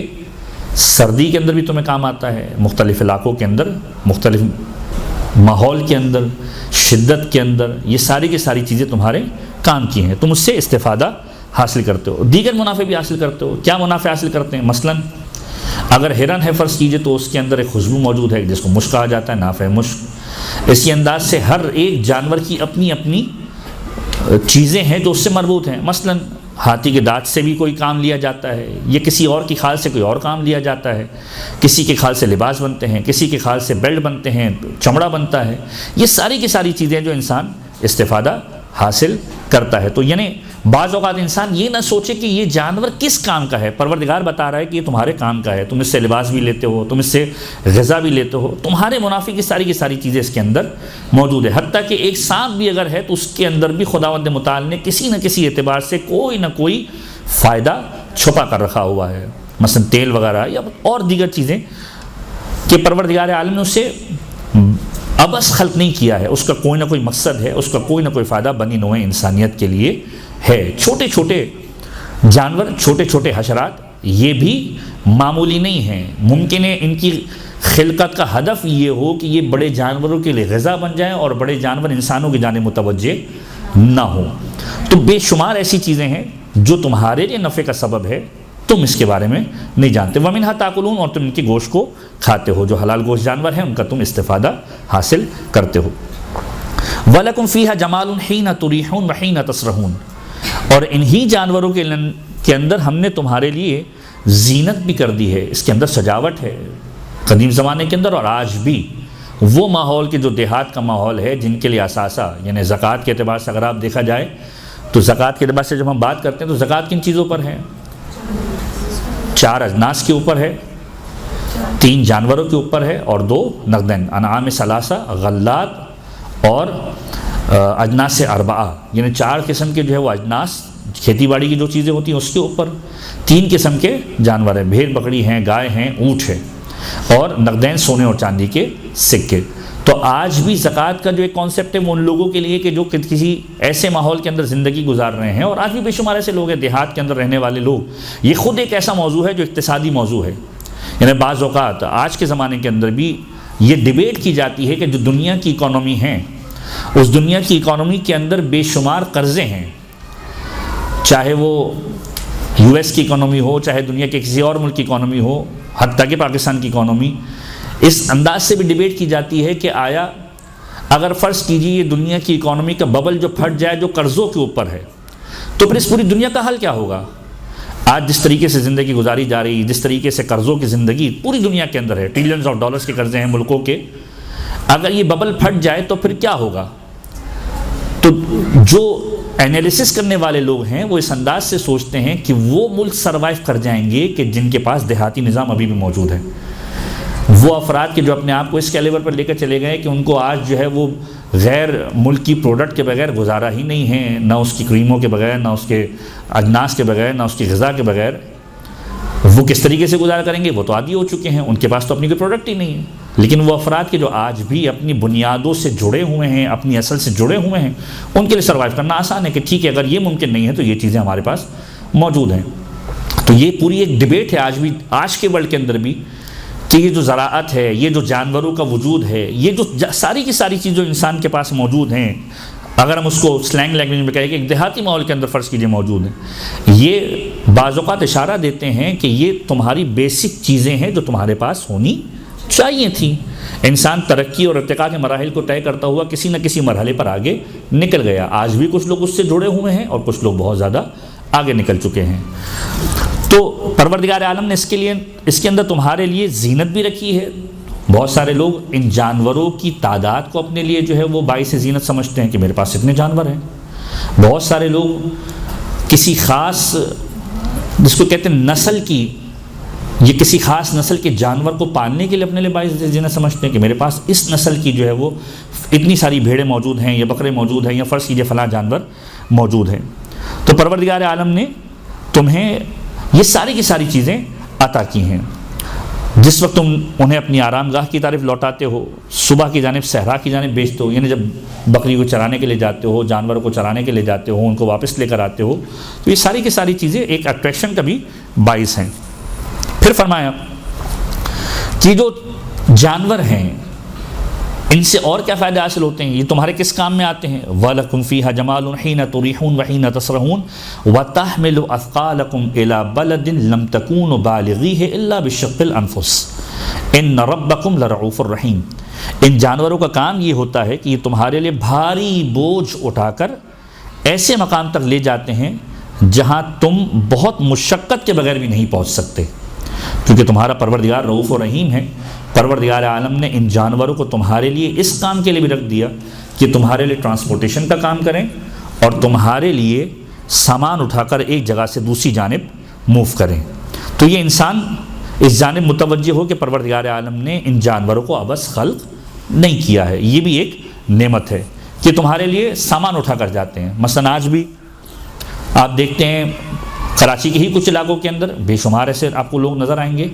کہ جو فرض کیجیے خچر یا گدا گاڑی کے اوپر سامان اٹھا کر لے کر جا رہے ہیں. یہ ایک ٹرانسپورٹیشن کا میڈیم ہے. قرآن تذکرہ کر رہا ہے کہ ان جانوروں سے ایک کام یہ لیا جا سکتا ہے کہ تمہارے سامان اٹھا کر لے کر جاتے ہیں جو تم مشقت کرنے کے باوجود بھی نہیں اٹھا سکتے. کئی 100 کلو وزن رکھ کر لوگ لے کے جاتے ہیں اور ان جانوروں کے ذریعے سے ایک مقام سے دوسرے مقام تک پہنچاتے ہیں. ایک تو ٹرانسپورٹیشن کا میڈیم کہ ایک جگہ پہنچ جاؤ، اور دوسرا ان تمام سامان کے اٹھانے کا ایک کام. اب یہاں پر اس بات کو بھی ذہن میں رکھیے کہ جہاں یہ انسانوں کے لیے بیان کیا گیا کہ یہ جانور تمہارے لیے ٹرانسپورٹیشن کا باعث ہے، تمہارا سامان اٹھا کر لے کر جائیں گے، وہیں پر ائمہ طاہرین نے اس انداز سے بھی بیان فرمایا کہ دیکھو جانور خدا کی مخلوق ہے، کہیں ایسا نہ ہو کہ اس کے ساتھ تم ظلم کرو. تو جانوروں کے بھی تم پر حقوق ہیں. صادق آل محمد امام جعفر صادق علیہ الصلوۃ والسلام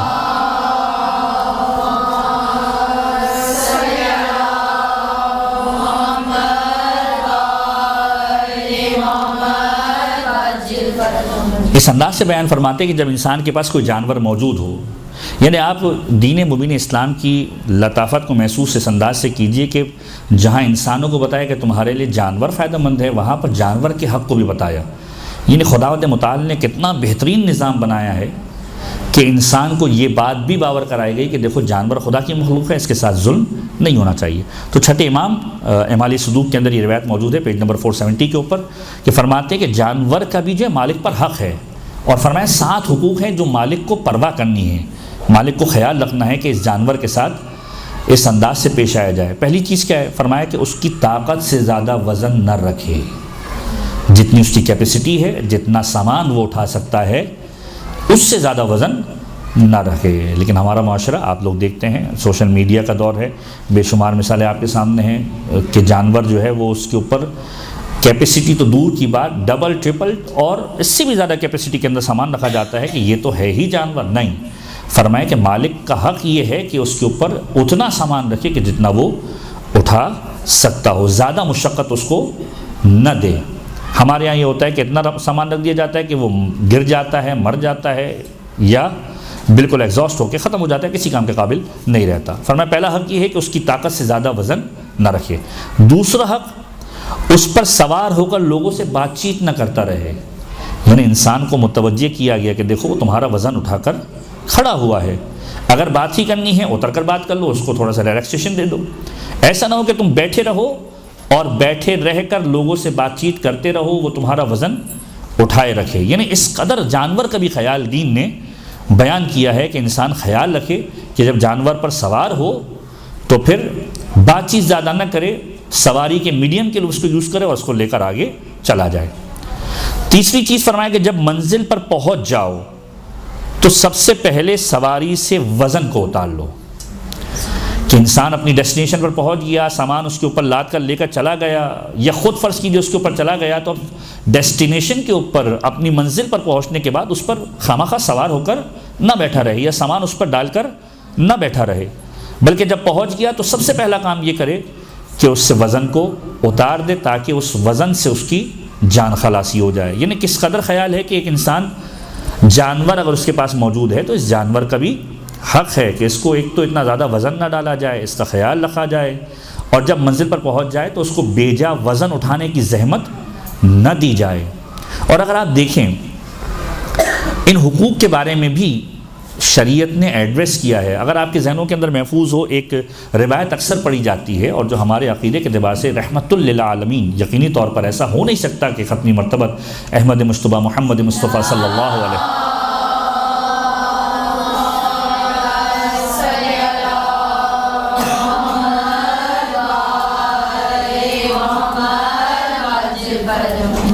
کے حوالے سے بیان کی جاتی ہے کہ جب پیغمبر کا وقت آخر تھا تو پیغمبر نے یہ جملہ کہا تھا کہ اگر کسی کا کوئی حق مجھ پر باقی ہے تو مجھ سے آ کر سوال کرے۔ جب پیغمبر نے یہ جملہ کہا تو ایک شخص آگے بڑھا اور اس نے کہا کہ پیغمبر آپ نے ایک جانور کو تازیانہ مارا تھا اور وہ تازیانہ مجھے آ کر لگا تھا، اگرچہ کہ ہم اس بات کے قائل ہی نہیں ہیں، رحمت للعالمین انسانوں کے لیے بھی رحمت ہے، جانوروں کے لیے بھی رحمت ہے، تو یقینی طور پر پیغمبر خدا نے اس جانور کو تازیانہ نہیں مارا ہوگا، یا اس کا کوئی اور سبب ہوگا جو تاریخ کے اندر درج نہیں ہے۔ اور اس کا بعد میں معلوم چلا کہ ہدف کیا تھا اس شخصیت کا، اس لیے اور واضح ہو جاتا ہے کہ پیغمبر کے حوالے سے یہ تاثر نہیں تھا کہ پیغمبر نے تازیانہ مارا، اس شخص کا ہدف کچھ اور تھا۔ پیغمبر رحمت للعالمین ہے، اہل بیت کا شیوہ یہ ہے کہ اگر کوئی آ کر مطالبہ کرتا تھا میرا آپ پر حق ہے، حق ہو نہ ہو، اہل بیت اپنے آپ کو سامنے پیش کرتے تھے کہ حق لے لو۔ یعنی ائمہ تحریم کی کتنی روایت ایسی موجود ہیں، امیر کائنات کے ایسے واقعات موجود ہیں، امام حسن مجتبیٰ کے ایسے واقعات مشہور ہیں، امام حسین کے ایسے واقعات مشہور ہیں کہ ایک شخص جس کا کچھ لگتا نہیں ہے، کوئی معاملہ نہیں ہے، آ کر کہتا ہے مولا میں آپ سے اس چیز کا سوال کرتا ہوں، آپ ذمہ دار ہیں اس کے۔ مولا نے کہا ٹھیک ہے، آ کر سوال کر لو۔ تو پیغمبر سے جب کسی نے کہا کہ آپ نے تازیانہ مارا تھا اور وہ جانور کو نہیں لگا تھا، مجھے آ کر لگ گیا تھا، پیغمبر نے کہا کہ ٹھیک ہے، میں جو ہے وہ اس کے جبران کے لیے تیار ہوں کہ انسان اپنا کھاتا جو ہے بالکل کلیئر رکھے۔ پیغمبر نے اس کو کہا کہ ٹھیک ہے، کہا مجھے وہی تازیانہ چاہیے کہ جس تازیانے سے آپ نے اس کو مارا تھا۔ در سیدہ پر بھیجا گیا ہے، شہزادی کے گھر پہ سلمان آئے ہیں، اور جب سلمان نے آ کر کہا ہے کہ پیغمبر تازیانہ منگا رہے ہیں، کہا کیا ہوا، پورا واقعہ بیان کیا۔ شہزادی نے گریہ کیا کہ کیسا زمانہ مدینے کے اندر آ گیا ہے کہ یہ ہو رہا ہے۔ پیغمبر کے پاس وہ تازیانہ لایا گیا۔ اب جب لایا گیا اس شخص نے کہا کہ یا رسول اللہ میں اس وقت جو ہے بغیر پیرہن کے تھا اور وہ آ کر میرے جسم پر لگا تھا، میں چاہتا ہوں کہ میں بھی ویسے ہی آپ سے مواخذہ کروں۔ پیغمبر نے کہا ٹھیک ہے، میں پیرہن کو اٹھا دیتا ہوں۔ پیرہن کو پیغمبر نے اٹھایا، تازیانہ اس نے نہیں مارا بلکہ بڑھ کر پیغمبر کی مہر نبوت کا بوسہ لیا۔ در حقیقت ہدف مہر نبوت کا بوسہ لینا تھا، یہ بات کسی اور زمرے کے اندر کی گئی تاکہ پیغمبر کی مہر کو دیکھا جا سکے۔ تو وہ رحمت للعالمین جو اتنا خیال رکھتا ہے، اس دین نے جانوروں کے حقوق بھی بتائے، جو ہدف ہمارا تھا کہ ہم اس بات کو واضح کر سکیں کہ پروردگار عالم نے ان جانوروں کو جہاں یہ بتایا کہ انسانوں کے لیے فائدہ مند ہے، وہاں پر یہ بھی بتایا کہ ان جانوروں کا بھی تم پر ایک حق موجود ہے، اس کا خیال رکھا جائے۔ تو پہلی چیز ان کی طاقت سے زیادہ وزن نہ رکھے، دوسری چیز ان پر سوار ہو کر لوگوں سے زیادہ بات چیت نہ کرے، تیسری چیز جب منزل پر پہنچ جائے تو سب سے پہلے وزن کو ان کے اوپر سے اتارے۔ پھر چوتھی چیز چھٹے امام نے فرمائی کہ ان کے چہرے پر کبھی ضرب نہ لگائے، ان کے چہرے کو زخمی نہ کرے۔ کیوں کر نہ کرے؟ فرمایا کیونکہ چوپایا بھی تسبیح پروردگار کرتا ہے، جانور بھی تسبیح پروردگار کرتا ہے، اور خدا نہیں چاہتا کہ وہ چہرہ کے جس سے یا وہ زبان جس سے یہ جانور خدا کی تسبیح کر رہا ہو اس کو زخمی کیا جائے یا اس کے اوپر ضرب لگائی جائے۔ پانچویں چیز فرمایا کہ جب پانی میسر ہو اسے پیاسا نہ رکھے، یعنی بار بار پانی کا اسے پوچھتا رہے یا ایسا محسوس کرے کہ وہ پیاسا ہے تو اسے پانی پلائے۔ چھٹی چیز اگر چوپایا بھاگ جائے تو اسے نہ مارے، چوپایا بھاگ جائے تو اسے نہ مارے۔ ساتویں چیز اگر کوئی غلطی کرے، انسان تو نہیں ہے، اگر کوئی غلطی کرے تو اس کی طاقت کے مطابق سزا دے، کیونکہ جو وہ دیکھتا ہے تم وہ نہیں دیکھتے۔ تو یہ 7 حقوق چھٹے امام نے بیان فرمائے کہ اپنے جانور کے تمہارے اوپر 7 حقوق ہیں، ان حقوق کا خیال رکھاؤ۔ کہ یہ جو تمہارے ٹرانسپورٹیشن بن رہے ہیں، یہ جو تمہارا سامان اٹھا رہے ہیں، ان کا حق یہ ہے کہ تم ان کا خیال رکھو۔ اب سوار ہوتے وقت انسان جب سوار ہو سواری کے اوپر، اب یہاں پر جانور کی بات نہیں ہو رہی، ختمی مرتبت موجود ہیں، امیر کائنات موجود ہیں، ایک وظیفہ جو ہر ایک انسان آج کے دور کے اندر بھی اپنی سواری کے اوپر بیٹھتے ہوئے حق ہے کہ اسے کیا جائے، اور لوگ کرتے بھی ہیں، لیکن بہرحال چونکہ روایت موجود ہے لہٰذا اس عنوان سے تذکرہ کیا جائے، اور جہاں جہاں تک یہ بات پہنچے تو لوگ اس سے استفادہ بھی حاصل کر سکیں، محفوظ ہونے کے اعتبار سے، برکت اٹھانے کے اعتبار سے، کہ پیغمبر نے دیکھا کہ امیر کائنات سوار ہو رہے تھے، امیر کائنات کے قدم رکابوں کے اندر ڈالے جا رہے تھے، پیغمبر آگے بڑھے اور امیر کائنات کے پاس پہنچ کر امیر کائنات کی سواری کے رکاب کو ٹھان لیے،